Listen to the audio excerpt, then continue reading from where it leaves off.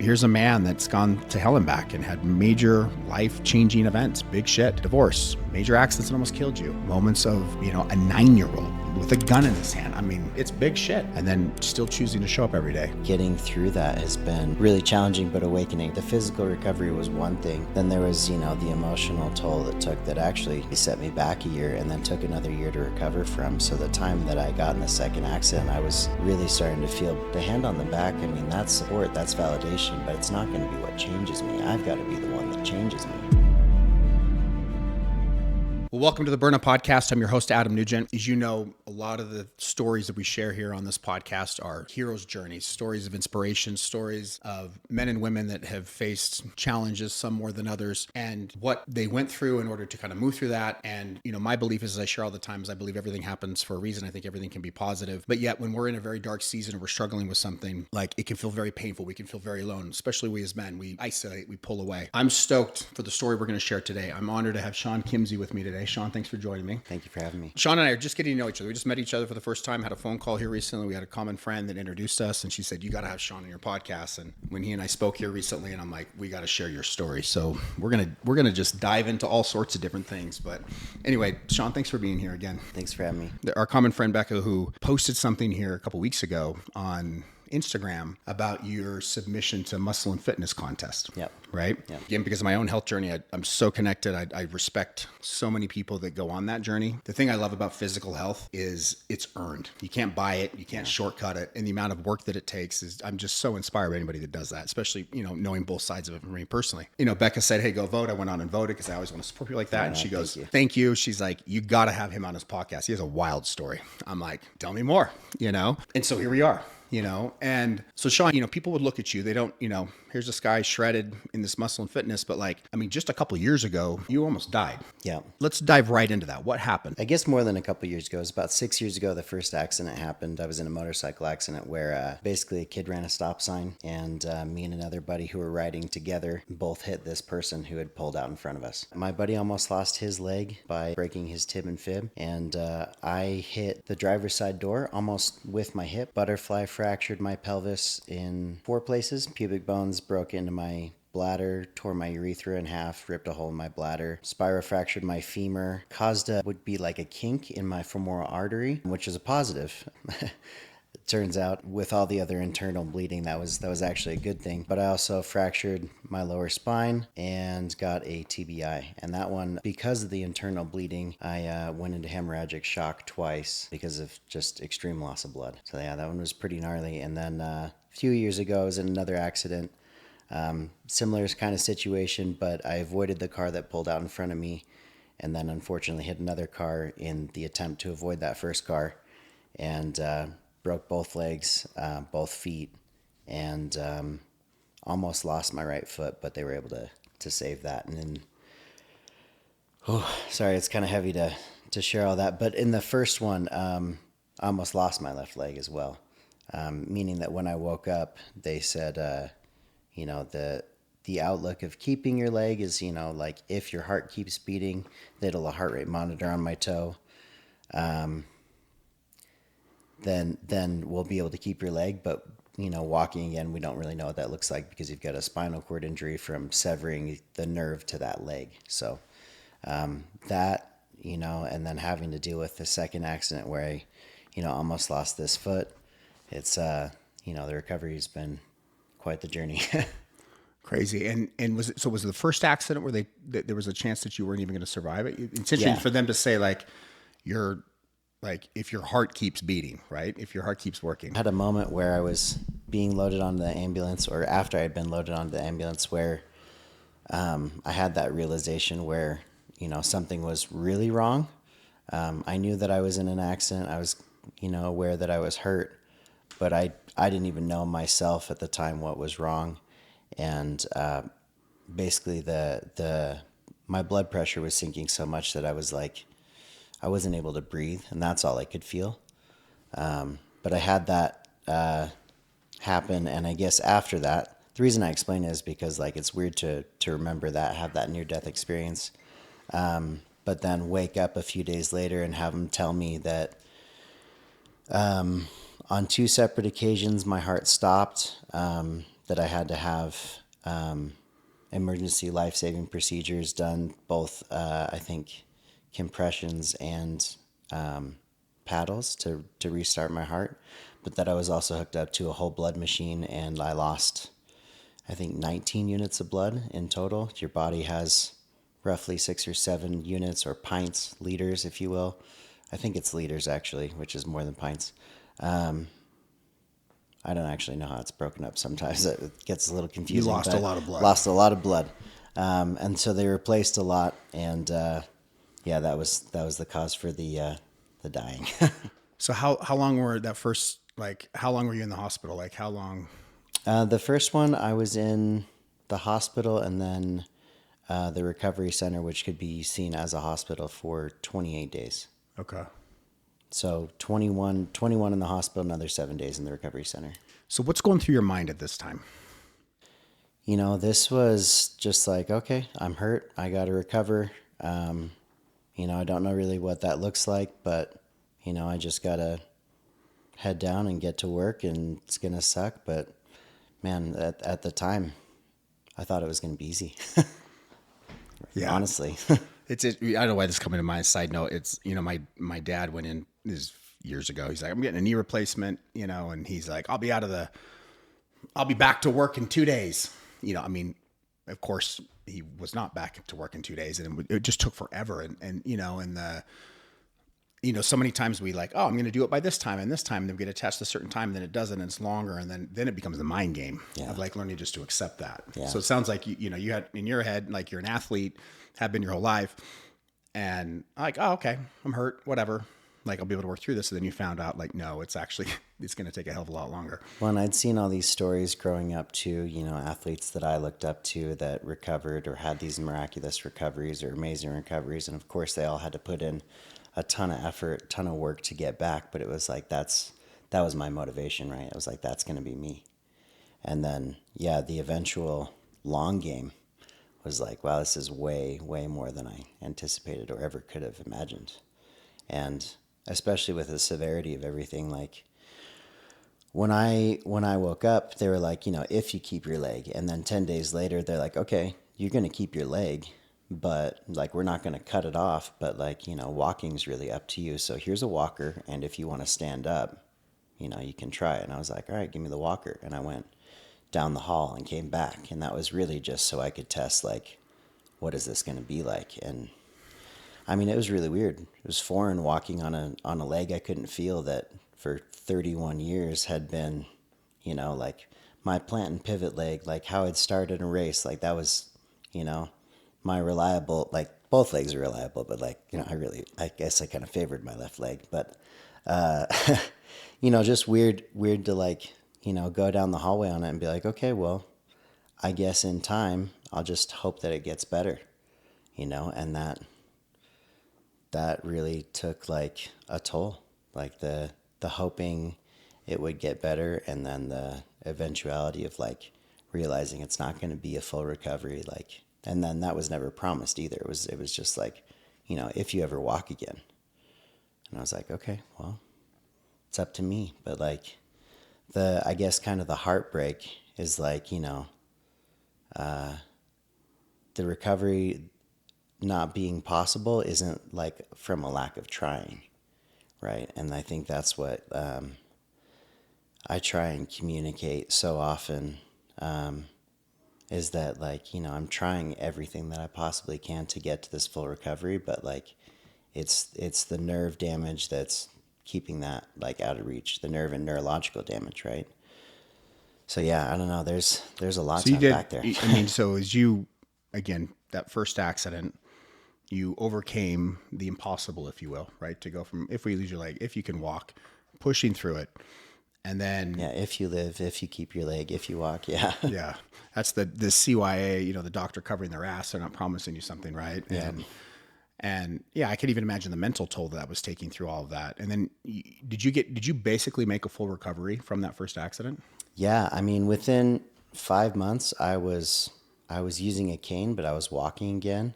I had a suprapubic catheter from severing my urethra, but I was peeing again, you know, normally. So that was a huge victory. Like, man, not being able to pee is, Yeah. that's rough, but being able to do that again, it's great. So, being able to do that and walk, that was really like, that was a full recovery from when I left the hospital bed. And from there, it was like, okay, what more can I do? Because that was kind of like the majority of the hope that I was really given, if you will. Yeah. So you recover from this whole thing, right? And then a couple years later, boom, another accident.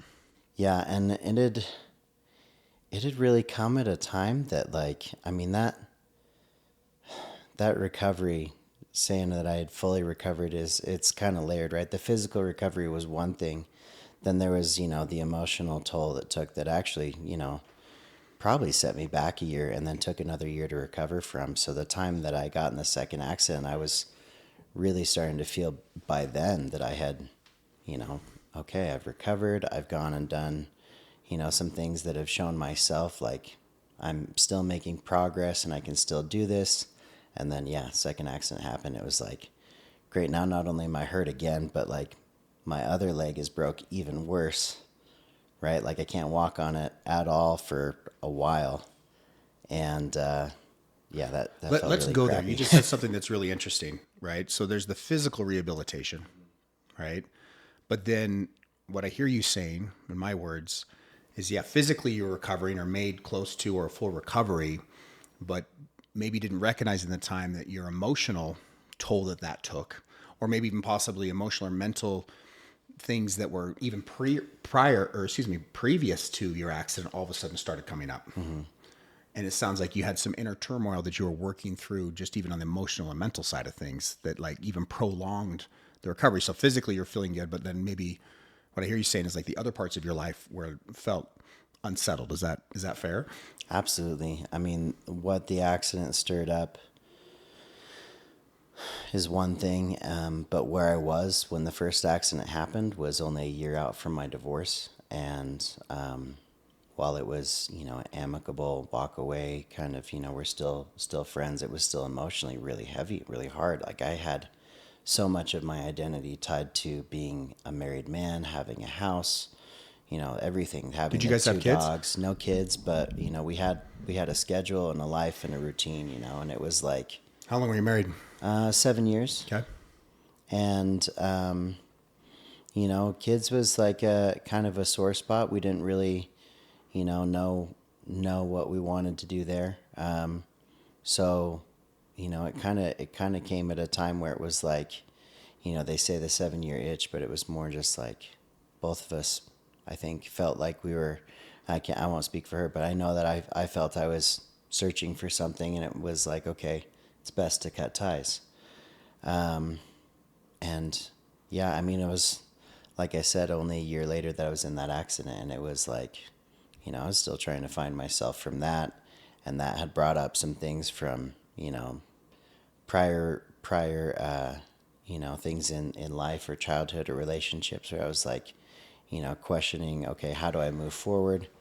And then, yeah, accident happens, and it's like, okay, I've got this physical recovery, but I've still got the other shit I got to deal with too. Dude, yeah. So we can connect in this and, divorce, right? I don't know, I'm pushing 8-9 years personally. I was married 17 years. I have 4 sons, and yeah, there is so much of our identity that's tied to it, and no one, I mean, actually, so funny side note, I went to a guy's wedding. I would say this is the one guy that was planning on getting divorced. I literally at his wedding, we're sitting there waiting, and he comes up to me, he goes, I got a prenup sign. He goes, I don't have to pay her X amount of dollars. And I'm like, did he just say that on his wedding day? But that aside, and I think I don't even know why he got married. That's beside the point. But no one gets married thinking they're going to get divorced, right? Yeah. And then all of a sudden it comes on, and then it's like, yeah, you're right. So much of our identity is tied to that. And I don't know about you, like, when people, especially here in Utah, maybe it's this way everywhere. I don't know. I can only speak to here, but like, a lot of people here in Utah are, we're raised LDS, raised Mormon. The family structure looks like this. You got to do A, B, C, and D. And if you do this, you're sinning and all the different things, and then all of a sudden, if you're not tied to a religion or whatever, all of a sudden it's like, well, who the hell am I? You said something that was really important. It's identity. Right. And so many times when we leave divorce, right, there's all of a sudden it's like, well, gosh, what else is out there? And there's so much of like, I just remember like the first year post my divorce. I mean, who am I? I'm going to experiment here. I'm going to do this. And it's like, we're searching to like really kind of find ourselves, but at the same time, we're healing, this huge thing of our life, and so I can only imagine. So as you're sharing this, I'm just connected in my own experience, and just to think like, okay, if a year later, post divorce, all of a sudden I got hit with this huge accident, because that first year we're still trying to discover ourselves. What do we want? Who am I? And so and again, I don't think divorce is the end of the world. For my family, it's been a very positive thing, but like we had to go through the gates of hell to get there. Very painful. And I wouldn't wish it on my worst enemy. So again, I appreciate you giving context to like, my identity, and then the accident. Yeah. Right. Yeah. And it's hard to separate the two, right? Because they were so close together that, honestly, like I felt for a time like the accident was punishment for the divorce, right? That was a layer to it that was like, something that I was putting on myself. But, yeah, I don't know. It's kind of, I saw this time in my life where I was ready for change and to move forward, and like I got put 10 steps back. It was like, wait, where did this come from? And I, for a long time, I, resented that sequence of things happening that way. And, now I'm looking at it like, okay, this was really like a call to action for me to say, okay, I need to identify some stuff to work on. Not that it was because of the divorce, but like, because now if I really want to move forward, like I've got to, take some time to be maybe a little bit more present and focus on these things. And it was years of fighting that until, years later now I'm going, and another accident later, I'm going, okay, I can see everything happens for a reason. Like Yeah. The reframe, you reframe the story. Right? What did resistance look like to you? Like you said, I was resisting it. Like, articulate what that. I mean, because you hear the word resistance, but like behavioral wise, like what were you doing? Like that you would say. I mean, I get the idea of like I don't like this or whatever, right? That's resistance. But like, how were you living your life at that time? Gosh, like there was. I'll try and go back. First accident. I'm laying in bed at home, and I'm picturing where I am basically physically today. And I'm going, that's where I want to be. I want to recover to that. Something like that's got to be possible. But I resisted for years and years and years until after, again, that second accident, actually doing something about it. And it was giving myself excuses or making excuses that, yeah, I've got a back injury, and, I broke my pelvis and my femur, and, I've got a brain, everything I could think of, right? And they were all real things, but they weren't things that, if I reframed it or just gave myself the chance to actually do it, that would actually stop me. That was in the past, right? It was just things that I'd let stop me, and getting through that has been, really, really challenging, but awakening, right? Yeah. So, my belief theory, whatever you want to call it, is that, we're at 100% capacity all the time. All the time. So when someone says I only have 20% to give, I'm like, no, bullshit. You're at 100. We're all at 100. Whatever we're able to give that day, that's the capacity of which we have to show up that day. And, and when we want more of something, right? Whether it's physical health, mental, love, money, whatever we want more of, in order to have the capacity or the space to be able to have more of that in our life, it requires that we let go. The letting go can be it could be a lot of different things. Letting go can be behaviors. Letting go can be stories. Letting go can be people. Letting go can also be letting go or reframing the story associated with it, because many times the core theme here that I'm picking up on, and you mentioned at one time, is its identity, right? And our identity is framed by the stories we tell ourselves. And many times, again, like you just said, which I'm so grateful you spoke to this, because we all do this, and I used to do this all the time. It's like, well, I am where I am today because of this, because of this, because of this, because of this. So, whatever it happens to be, like I'm overweight because it's hereditary, or I got divorced and I'm here because of the divorce, right? Well, if we take away that reason or the reframe or frankly excuse, Then all of a sudden we have to sit with it, like, and then take responsibility and accountability for where we are, right? Because so many times when we point a finger at somebody else or something outside of us, we're actually giving our power away. And then unconsciously, it's helping support the identity in many ways to justify where we are in life, even though we're not where we want to be, right? So what I hear, so again, and this is my belief in the beauty, and I don't use that word lightly, the beauty of pain, the gift of the uncomfortableness, the heartbreak, the divorces, the failures, the whatever, because it all of a sudden shines a light on something that's so painful. Then we get to a point where we just kind of finally surrender. And so much of like, we as men, it's like push, push, push, push, push. But more transformation is actually letting go of stories, letting go of, and that's, frankly, to me, that's the most painful thing, And so I honor that it's like, whew, because it's a journey, and we just fight it. We fight it. And then we finally get to this place where we like cry, uncle, like I'm done. And then it's the surrender. And then that's when God can work. And then that's when we get to start reframing. And so, dude, I honor that. It's just like, it's so much. And, and for some men, there's some people that can turn around pretty quickly, but for most of us, sometimes it has to get so bad, like the rock bottom, if you will. This is the beauty of rock bottom. And we don't have to go there, but there's actually gifts in there, And, the work that I do with men, when I originally got into this work, my why was to help men not go to the darkness that I went to. And it was like this almost like savior, like complex, like I'm going to help this dude avoid this stuff.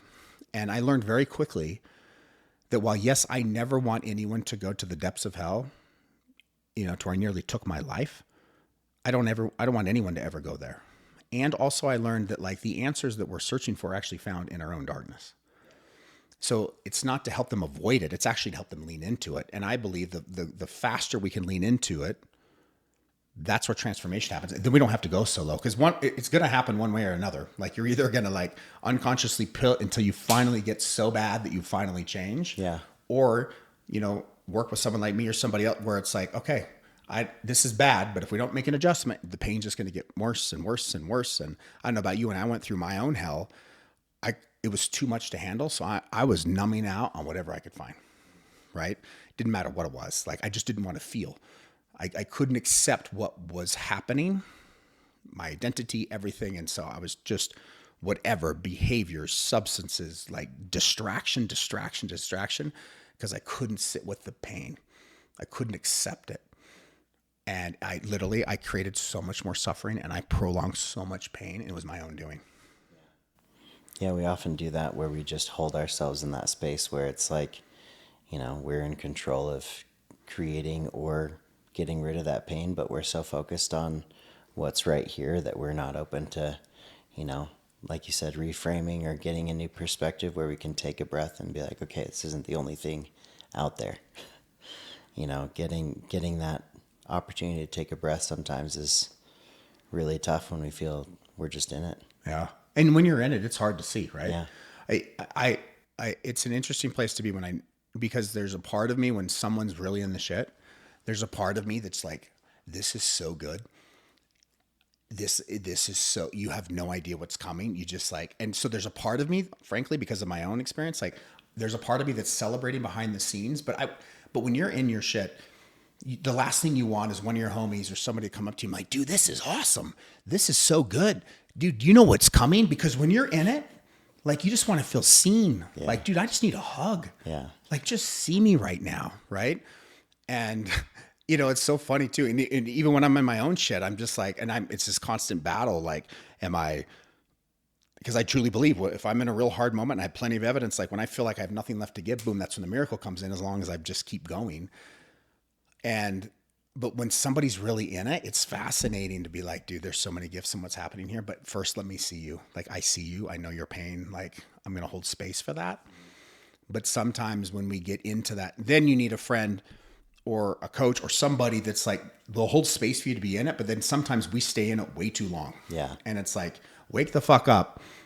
Enough is enough, right? Let's go. It just is. And let's move, right? And I think both of us can share experiences around like a lot of the pain and suffering that we both have felt has been self-induced. Yeah.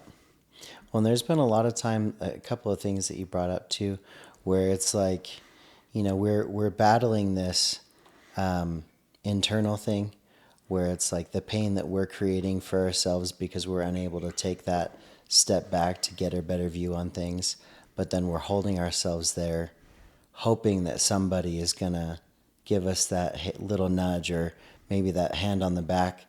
But really, it's in the sharing of the stories where we get that recognition, like you said, where it's like, oh, the hand on the back, I mean, that's support, that's validation, but it's not going to be what changes me. I've got to be the one that changes me, and that's like where that resistance and that opportunity meet. And you're just like, all right, it's time to do work. Yeah. And like eventually, I think, like you said, that shift happens, but man, sometimes it's forced and it's uncomfortable, whether it's forced or whether it's chosen, right? Like it's real and it's uncomfortable. Yeah. It's when we finally make the choice to do it. And no one's coming to save us. Nobody, and that, and sometimes it's just like, I just need a lifeline. And it's like, I am the lifeline. Right. And I'm totally a fan of, and I don't believe you have to do everything alone, but making the choice, making the decision. And those days we don't want to get out of bed, just taking one step forward. Right. It's like your rehabilitation, that, again, your physical health, right? It's like you did the work. You might have had personal trainer people but at the end of the day, you did it. Right.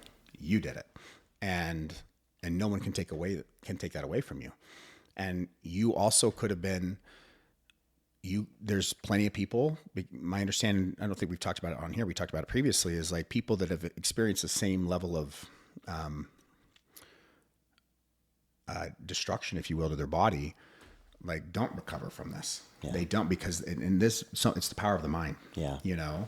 And whether it's divorce too, right? How many people do you know that have been divorced for years and still can't be in the same room with their ex and still point the finger compared to, my ex and I are like, we're dear friends, and what's the difference? I mean, it's still, at the end of the day, it's a choice. Right. And it comes down to being okay with not only your choice, but like how you choose to move forward. The interesting thing about the layers of it all is just, how the different choices have been, or different choices have been presented, where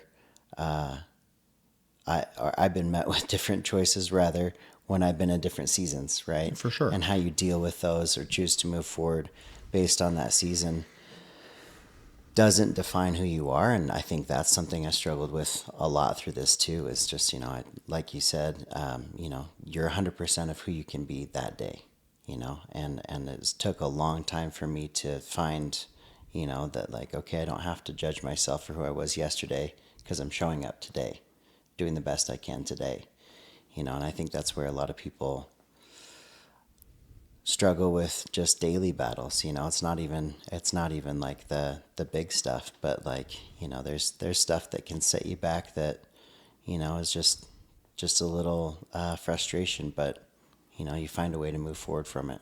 What do you think defines a man? That word stuck out. Like, what defines you, Sean? I just threw you on the spot. Yeah, you did. What defines me to me? Yeah. Today. I mean, you've been through a lot. Yeah, that I'm really just my attitude to life and to people. I think how I treat people really defines who I am, because in the end, money, status, all these things, they don't matter. It's how we treat each other, and I feel like, if I'm treating people how I want to be treated, but even better than that, I think that would maybe define me as a decent human being. Yeah. No, I love that. And I asked that question a lot, and I didn't mean to put you on the spot, but kind of, I did mean to put you on the spot. Because how we define ourselves, it's our identity, right? What's the story we tell ourselves? And you said something that really hit, this reason I asked you this, I'm kind of backdooring into what you said is, you know, listen, I don't care what anybody says. We've all done fucked up things. We've all done things we're not proud of. We're human. But so much of the way we identify or are, defining ourselves in other ways, like your identity, like who am I? Like who is Adam? Who is Sean? And so much of the way we see ourselves is based upon accomplishments or things that we have done or haven't done, right? And much of our identity is tied to the shit that we're not proud of, right? And this is where worth comes into it, like self-worth and like self-love. And I remember I've shared this multiple times. I think it plays into this. 10 plus years ago when I finally, humbled myself to like, I got to work on me. Like I was married at the time. I started going to therapy and the therapist looked at me and she goes, do you feel worthy of love? And I'm not one to just stay quiet usually. Mm-hmm. I couldn't even answer the question. No one ever asked me that. I wasn't aware of that.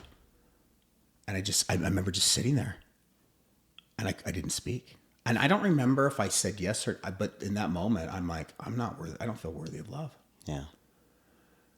And what I've found with, and again, I've chosen to work just with men, and I know women struggle with this too, but men, I mean, I'll work with men that make a shit ton of money, right? They've got that box. I had that box checked. They've got that box checked, but let's say their marriage is off or something's off. There is a part of them, they're not conscious of it, but if you start asking questions, there's a part of them that doesn't feel worthy of love.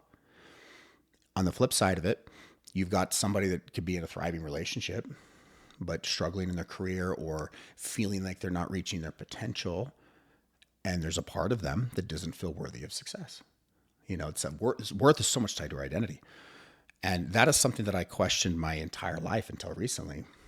And it's like, that is the one thing that I've nipped in the butt. Like my worth doesn't come up ever. And I truly believe it. I preach it. I say it all the time on social. I say it on this podcast. Like we are worthy and deserving of anything and everything we want. Now we got to earn it, what we want. We have to put the work in. But as far as worth, like period, there is no small print. There is no, well, if this, and this, and again, I'm bringing this up because I think this is really important for our listeners and people that are listening to this to know is like our identity. Like if we've done shit in the past, it's like, that is not who we are. Yeah. That is something I did. Yeah. And it's like, I did that. Like, let's say if you cheated, it's like, no, I cheated. I'm not a cheater. Now, if you're still continuing the behavior, right. Or if I was, I've numbing out on whatever I could, right? Someone could argue like, I'm an addict. Was I an addict during that time? Did I have addictive behaviors? 100%. Do I still have an addictive personality? Hell yes. Right. But like, that's not who I am today. That's something I did. And when you can distinguish the two and just accept the past and love on that guy, I have found that it's been so healing for me, and it quiets that inner critic, that I'm not enough. And I can honestly say like and this is coming from someone that had the worst negative self-talk of anyone I just crazy self-talk. And like, I don't have any negative self-talk. Now, do I still get embarrassed? Do I step my foot down? Do I still get frustrated? Of course, all those things. But like, there is no inner critic that's just beating the shit out of myself. Where that guy was there, he was turned on most of the time, So I love that you said, again, it's like the separation of like, it's not something that's not who I am. It's just something I did. And like, I'm here today because everything you can start over immediately. We can choose to something new every single day. It's a choice. We're always in choice. And so I honor that. Like, and it's not an easy journey. Trust me. I get it, and I've done a lot of work around that, but most people struggle with that, especially men, right? Like my identity is this, it's the money. Yeah. It's the accolades. It's the social media followers. It's the engagement. It's the this. It's so performative. Yeah. It's so funny because people used to always ask like, who would you be if you lost all your money? Yeah, I had that question asked to me. I can't tell you how many times. And then I lost everything. Holy shit. It's one thing to like until you do, and then you're like, who the hell am I? Yeah. You don't know until you experience it. Rough. Right. So respect for, again, I'm spending a lot of time on this because I think it's really important to hit home because I appreciate you sharing that because I really truly believe that so much of our identity, if we can just separate from things that we've done from who we are, because they're not the same, and there's a power in that. and there's a confidence that can be built. And then when we fuck up or make mistakes or whatever, it's like, shit, ugh, let it sting. I've got some guilt around that. Guilt's a healthy emotion. I'm going to take ownership where I can. But then if it hits our identity, there's shame attached to it, and shame is attached to worth. And so that's the signal. It's like, I got some work to do. Yeah. You know what I mean? Yeah. So no, thank you for sharing that. Absolutely. Yeah. Yeah, it's been a real battle. It's one of those things where, I thought I was always worthy of love, or loved myself, until I realized that I didn't. That I didn't feel I was worthy of it. And was there a moment, or was it just a progression? Because this is big. It was kind of a progression, right? It was like, I didn't feel like I was worthy of it after the divorce. That was something that wasn't, that was an internal thing. That wasn't brought on by anybody else but me, and I was telling myself that because I hadn't, even though I had made the decision to get the divorce, but not fixed it or saved it, that I had... that you're a failure. That I was a failure, yeah. Right, exactly. And that was part of the layering of, what fed into the recovery piece, like some of the other emotions. But it's interesting, like, we do these things to ourselves where, I chose the divorce, and then I chose to beat myself up over it. And that helped me identify later on in the accident that, like, I chose to ride the motorcycle, but, the accident's not my fault, right? Like, I accepted accountability for the possibility something could happen, but the fact that something did happen isn't my fault, right? Like, because accidents happen. So there was a lot of things that I could say that, I've had to look back and detach and say, I'm not the divorce, I'm not the job, I'm not the accident, I'm not these things. Who am I? And, it's just how I choose to show up for myself and for other people every day, and I just want to make people feel seen and heard. I think that's the most I can really do. Yeah. And we all have a desire. I don't care what anybody says, right? And it feels good to be seen. Yeah. It feels good to be heard. It feels good to be validated. It feels good to be acknowledged. And I think when you can get to a place, both for men and women, but as a man, it's like, yes, I love this. Like, it feels good, but I actually don't need it because I see me. Like, I see me. And and it's just a different level of that. And I'm a recovering people pleaser. My entire worth was tied to everybody. I was like a fart in the wind. If someone liked me, I'm like, ooh, I got, I felt good. And dude, I said yes to so many things, millions of dollars over the years, just stupid shit. And if you peel back all the layers to like why I left why the core root of it for me personally, and the way I showed up and why I lost my investment firm is because I couldn't say no, which is interesting, right? To sit with that.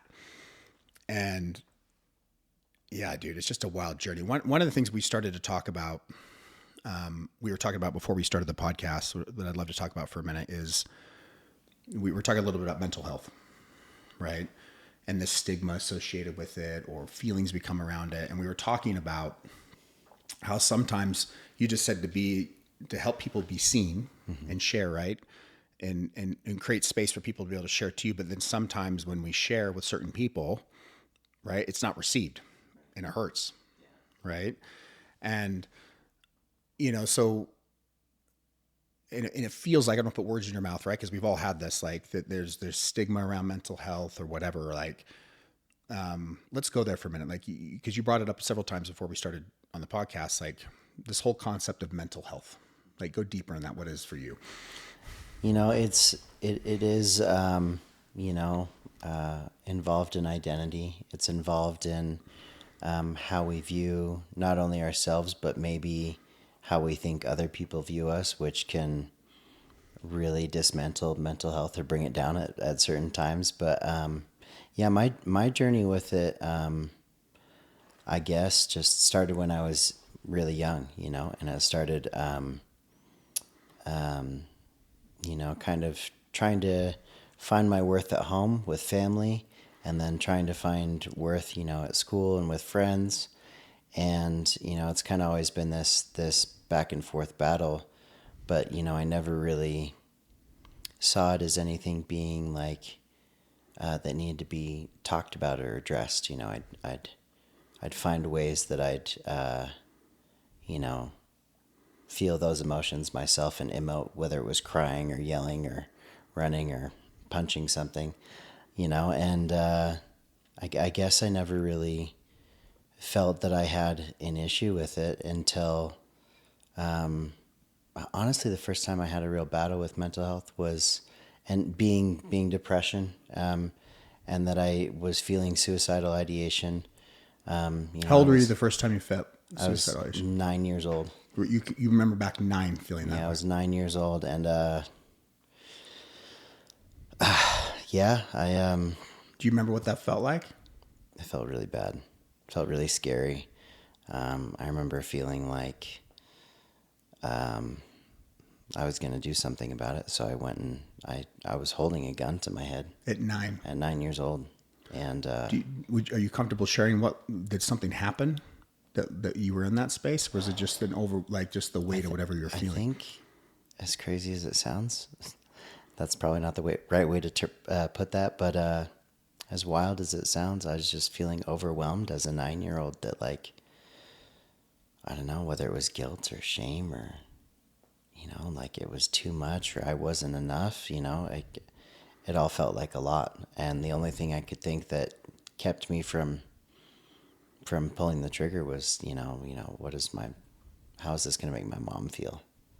Because I know that my mom loves me, right? Like, and maybe that was it too, as I was feeling particularly unloved, which, I think I battled with a lot as a kid.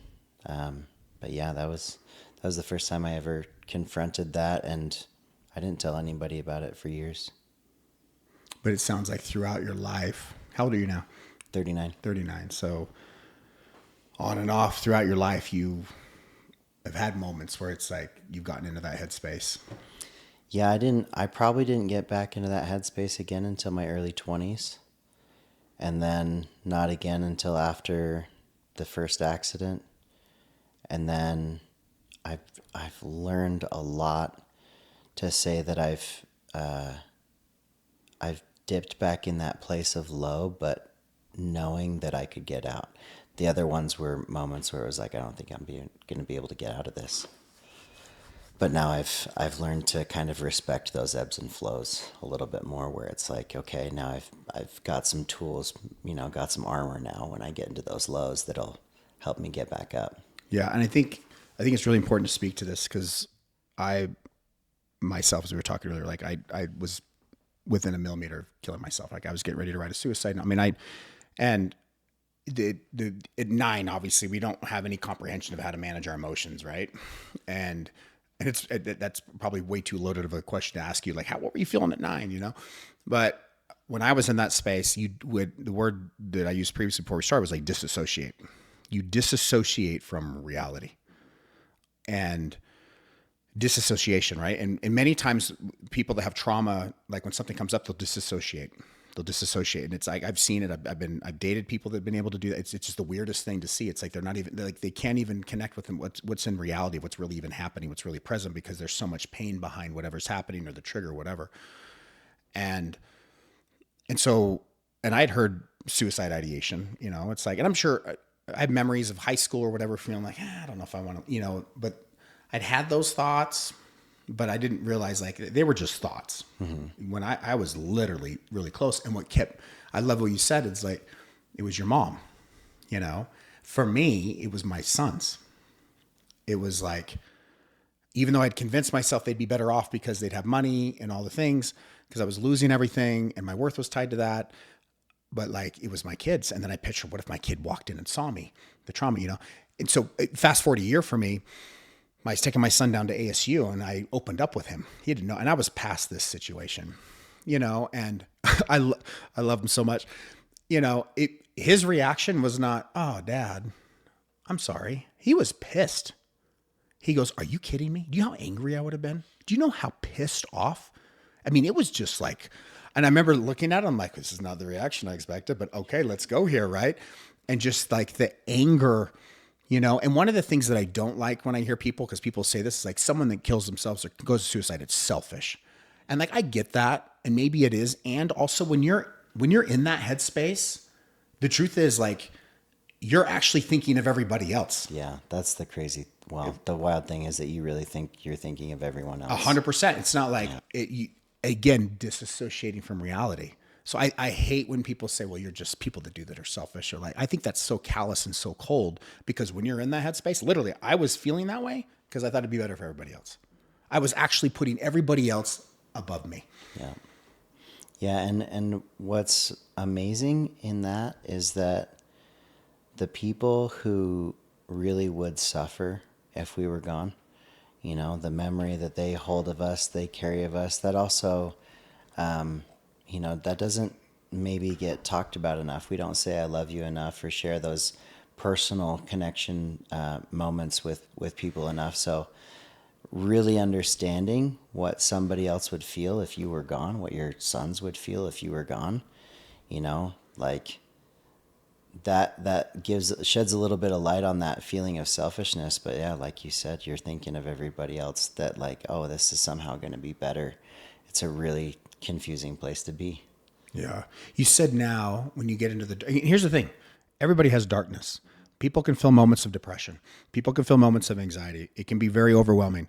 You said something though, that it's a word that I use too. It's like, but I know the space, because we all go there. I don't care what anybody says. Like everybody feels emotions from all, no one's ever, in the land of unicorns and rainbows and ecstasy or this orgasmic state all the time. You said I have tools. I know what to do. So when you get in that space, when you happen to be in a dark moment, are you comfortable sharing? Like what when you say tools, like what are some of those tools that you have that you can lean on? Yeah, no. I mean, I was feeling it this morning, right? I was nervous about this podcast. I was upset about something that had happened yesterday that made me feel like, wow, if I could just learn how to do this right. And it's been so long, so it was something I was beating myself up over. And it's frustrating.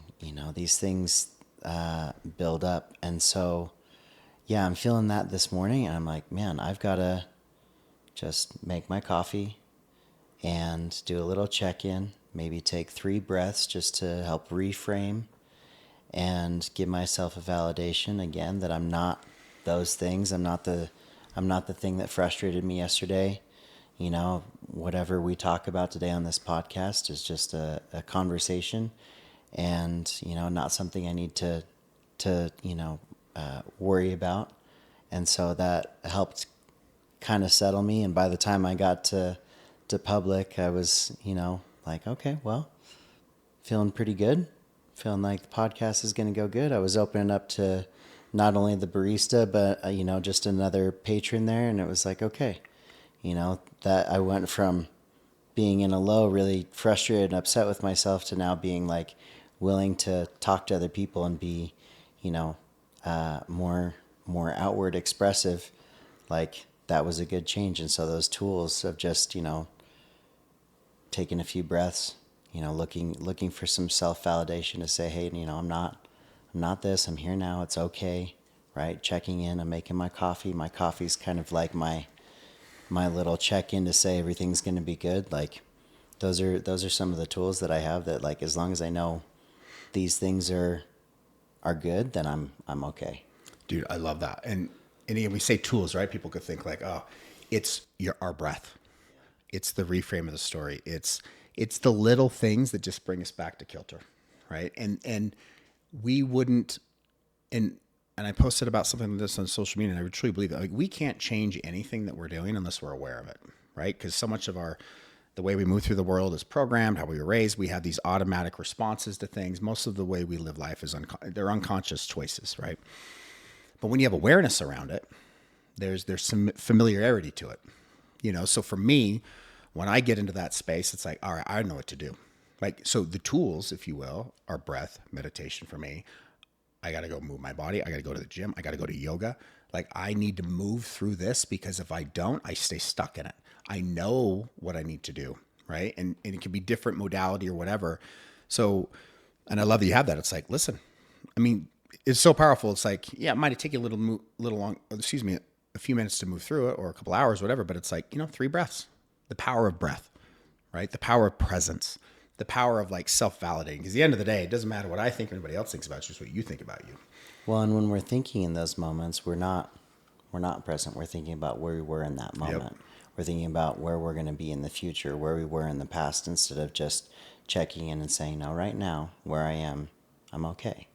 I don't need to put myself back in or in front of myself. Where I'm at is right now is good. Yep. And that's hard to check into sometimes. There have been times that I felt like I'm aware and, I'm still frustrated, and then I'm, trying to be aware of the frustration, and then I go, why do you keep being frustrated? Like, you're still here. You haven't changed anything. Slow down, take 3 breaths, back off, and I love that you said it. Movement is crucial, right? Like, I can't be stagnant in the sense where, like, I can just sit and write and read a book. I can for a little bit, but not for hours and hours. I have to get up and I have to move. It allows me to physically and mentally change my surroundings, right? And I think that is a huge reframe for anybody who feels like they're in a stuck spot. Yeah. One of the, and I'll share this with you. It's an extension of what you're doing, but I'm going to plant a seed of a potentially new tool, not only for you, for other people when we're in that space. If we're going down a rabbit hole, right? So the old Adam, like, the way I articulate is, let's say, you can't sleep, right? And then say you've been up for hours, tossing and turning, you're thinking about whatever, you're down some rabbit hole. And then you notice it could be an hour, 2 hours, 3 hours into it, right? And then all of a sudden you recognize that we're in this headspace again. And many times my default in the past is to be like, oh my God, we're here again. So it's expressing anger and frustration to the moment, right? Of being in that position again. And what I have found is when we judge it, it's like throwing gasoline on the fire. So I don't know about you, like those moments where I'm like, I just want to go to sleep. I'm just pissed. Yeah. Well, I don't go right to sleep. I actually am up even further because I'm fighting what is, right? So to me, when I get into the headspace or I'm worried or whatever, I have an inner dialogue with my unconscious or my inner child. And my last name's Nugent. My high school nickname was Nuge. So I talk to Nuge. So when I get into that headspace, and I can't tell you how many times this happened. This happened just last week, actually. I woke up, couldn't sleep, whatever, thinking about whatever, and I was gone down a rabbit hole, and then I caught myself, because again, you have to have awareness. And I'm like, Nuge, it's 3 a.m. I'm literally having this dialogue in my head. I'm talking to myself. I hear you. We can't do anything about it right now. I just want you to know we're safe. I'm safe. You're safe. Like, we're good. But I want to see you. So you think about a little kid. Why do little kids scream and yell and act out? They want to be seen. Yeah. Screaming's pick up. Screaming, I'm hungry, because they don't have the words. Yeah. And then we, even as adults, act out, pouting. I mean, we can go into all sorts of tangents with that. But like, it's this inner child in us that wants to be seen. So when we can see, ultimately, the inner child needs to be seen by us. So what I have found is I just have an inner dialogue, and I have different parts of my personality. Like when I'm going down tangents and making shit up in my head, I call that, that's like my monkey brain. That's like, so I kind of have fun with it. But the inner child who gets scared, who has fears, who's frustrated about where we're at, they just want to keep us safe. The inner child just wants to keep us safe. So it rejects anything that's uncomfortable. So when we can love on that guy, or if you're a woman, on that woman, or the little girl, and when you love on it and then don't judge it, once that side of us is seen, I have found personally that I can move through things so fast. I could be so wired and I can't sleep, and all of a sudden I go through this process, I'm asleep in 2 minutes. It's like I'm calming my own nervous system. Yeah. So just another, again, it's an extension of what you're already doing, but you have this inner dialogue that's met with love and compassion and not judgment. And I found too, when I get into this headspace, I just start laughing. I'm like, of course I'm here again. It's the pattern. Yeah. Yeah. I think that, it's healthy too, right? Like to be able to just kind of laugh at it, but it's funny that you say that it does present, in sleep maybe for a lot of people, meaning that kind of monkey brain, right? Like I feel like I've talked to a lot of people who say that, they lay down at night and it just like, how do I shut this guy off? Right. We're just going, going, going. And one of the things that I've, really battled with along with that monkey brain is just being so, especially because of the accident, so physically uncomfortable, right? So sleep has been something that I've battled with for a few years. And finally in the last year or two, I've found a way, like you said, to kind of settle. But I really like that kind of speaking to Adam, little Nuge. I love that. I love that. I'll do something similar, but it's just, I'll honor the pain or the discomfort that I'm feeling, and I'll make a little fist, and I'll just do this and just say, "Hey, buddy, it's okay." Yeah, you're doing the same thing, right? Yeah, within a few minutes, It's just like I see you, because that part of us wants to be seen.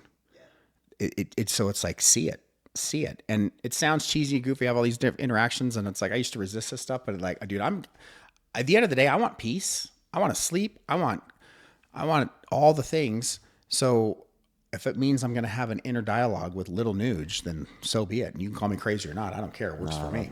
That's awesome. So, so Sean, before we were talking, just kind of wrap things up here, you